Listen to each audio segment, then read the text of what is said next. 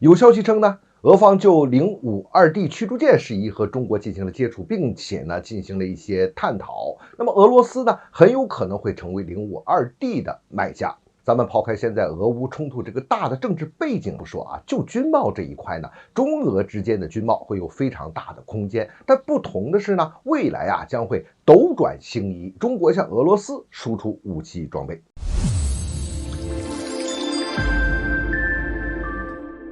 欢迎来到张斌观察，我是张斌。外媒呢就有消息说，在不久前阿布扎比召开的国际防务展上，我们中国不是派出了一条052D 的驱逐舰嘛？很明显，这是为将来052D 出口先打这么一个前站啊，先给你公开展示一下。而就在这次的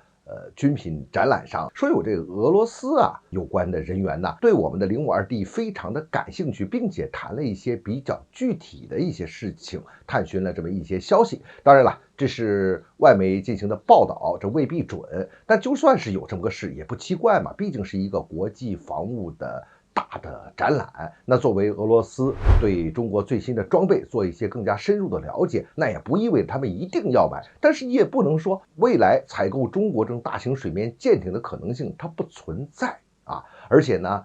俄罗斯的内部也有很多的讨论，就是俄罗斯的海军想要进一步的发展的话，那其实可以考虑引进中国的大型水面舰艇啊，这种讨论也一直都有。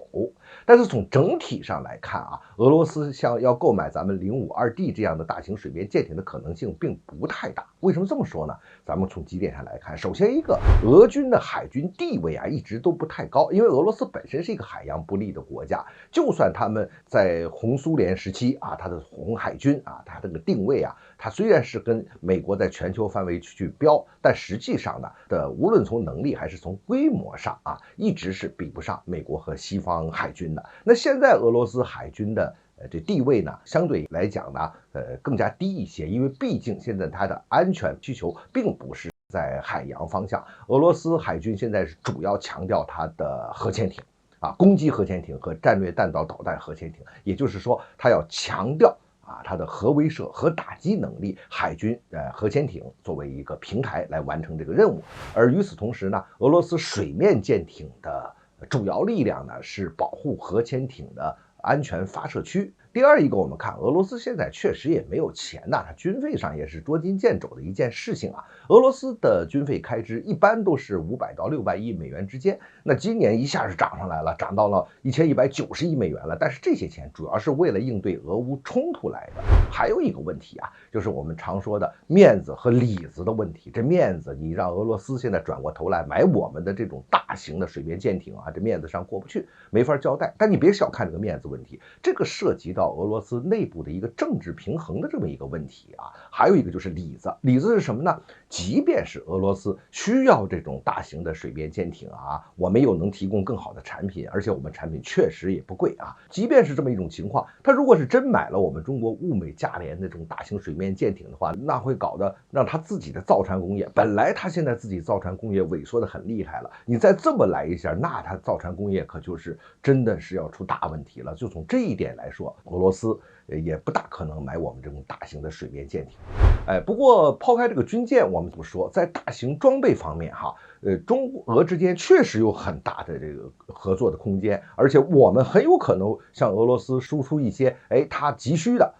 它这个欠缺的这些东西。你就比如说吧，地面武器，俄罗斯啊真的是欠缺。我们以前老说俄罗斯的这个地面装甲部队这个滚滚铁流踏平欧洲啊，但现在我们看的情况并不是这样。俄罗斯在装甲武器，无论是它的成本，还是它的性能，还是它的先进度上来讲，真的也不如我们了。这方面它倒是确实是有引进的空间。而像这种大型的远程火箭炮这种远火，这种智能化的远火，那这个俄罗斯明显是不行。通过这个俄乌冲突来看，俄罗斯拿不出什么像样的东西。而我们这边的各种远火，不管是我们兵器系统搞的，还是我们航天系统搞的那个比美国的海马斯要厉害多了。这一点上俄罗斯还真缺。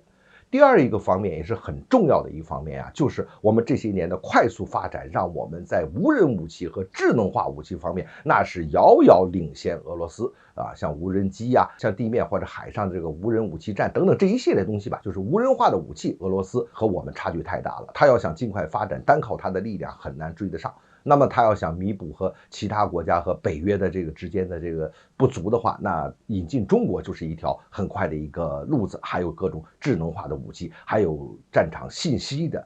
这种战略支援的装备。你比如说各种雷达系统啊，各种战场事态感知系统啊，这个它比我们差的是太远了。所以我们看，经过这么多年啊，真是斗转星移，我们中国的武器装备已经开始出现全面领先俄罗斯的这个趋势了。